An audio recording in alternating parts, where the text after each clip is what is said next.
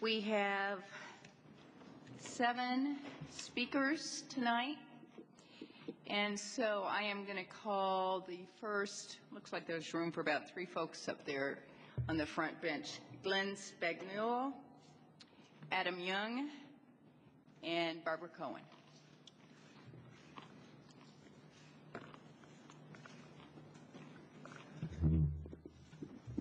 Go ahead. Hello. I spoke to many of you at the safety meeting and talked about the fact that it's not the material aspect of this ordinance that we're upset with, since it does not apply to any protest group that's coming here. What I did talk to you about was the intent of this ordinance. And the intent of this ordinance is to try to smear protesters and make them look as if they're somehow criminal or somehow going to engage in some kind of gross conduct that the regular public, in some people's eyes, would be so appalled by that they wouldn't be willing to come down to the protests. And that's what we believe is the intent of this, because there's absolutely no proof whatsoever to back up any kind of idea that there's a threat of feces or urine being used in any kind of way at these protests. I wanted to address Councilman Linghart, who I think has been completely irresponsible by making statements to the New York Post that he has a source that he knows that we have a house where we're storing urine and feces. That's friggin' ridiculous. And really, we're a Colorado nonprofit who has abided by every single law that has been put in front of us to make sure that our activities are legal. And we have a council member who's putting out smear campaigns and libelous statements that recreate 68 and any other protest group that he knows of a house. So I ask tonight, if you know of that house, present that evidence to City Council and the public.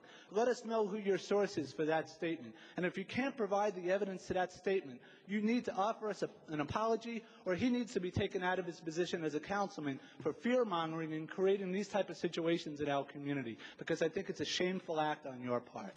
In addition to that, the idea that we heard he said a firefighter had told him, when his own chief of the fire department said that that was a rumor. So apparently you don't even believe the word of the chief of your own fire department.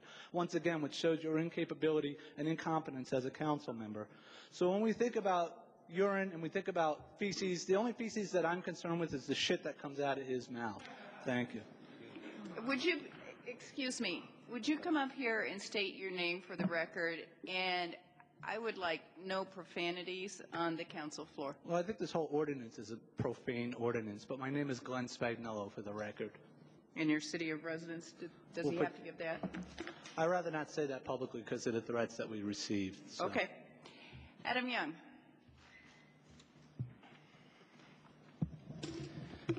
All right. Yeah, so some of that I second. The purpose of this bill isn't public safety. I mean, this is all illegal already, right? I mean, I'm assuming I can't throw urine at a police officer legally right now. So I guess my question is, what other reason than to smear and create fear about protesters would this be created? Some of our friends over at the Westward have helped write up an accord that we've all signed. Well to sign. It's the Denver Doo-Doo Accord. Basically, since we know there's no house of urine, I'm not sure if you've been around a house with a lot of cats, but you can smell it. There's no crap cannon. There's nobody storing turds or crapola. So the organizers from Kent State University, Recreate 68, and Unconventional Action are willing to sign this no crap Denver Doo-Doo Accord. We asked the council to do the same, as well as the Denver Police Department. I have copies for all of you if you would like. I can hand it to the secretary. That would be fine. Also have would some you buttons please? if you want to wear them to show your support. So, yeah, I'm asking you to vote no on this. It's ridiculous. We're hoping this will end the ridiculousness of this and the fear-mongering. And I'll end by saying nobody has ever been able to prove in one single incident of a urine bomb or feces, and personally, it's utterly disgusting. And I don't think you're going to get your message across to the delegate with a big turd. So I'm hoping common sense prevails, and you vote no. I need you to state your name. Oh, my name's Adam Young. Thank you. Barbara Cohen. My name's Barbara Cohen. I live in Denver. I want to start off by asking how we got to the state of conflict in Denver. Over a year and a half ago, a group of people sat down to discuss the DNC and how to organize for the protests that would be here. Whether we did anything or not, there would be protests. We thought, perhaps naively, that if people who lived here and knew the city and the city government did this organizing, it would make life simpler. We, from Recreate 68, approached the city and sat down for months of talks. Then suddenly we were vilified by both the press, by the mayor on down. And now the mayor asks, how did we get here? And now there are articles in the paper talking about how we were in Seattle, Recreate 68, when we didn't even start organizing till a year and a half ago. We want to know how we can stop this. On the ordinance, alligators in the New York City sewers, flesh-eating bananas from Costa Rica, kidney thefts from unsuspecting tourists and business people, antiperspirant causes breast cancer, spitting at soldiers returning from Vietnam. Did you know there's a computer in Belgium that is tracking every person on the planet? And of course, the Denver House of Urine. These are urban myths. Doesn't happen, doesn't exist, and even if you keep on repeating them, it doesn't make it true.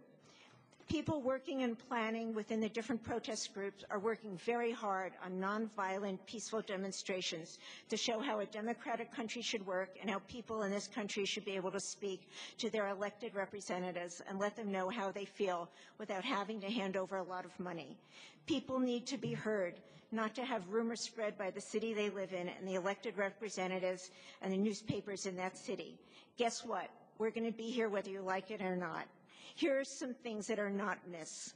We're going to have free food, free music, free speakers, and fun. Come join us. We are your families. We are your brothers and sisters. And this is what democracy looks like. Thank you. Thank you.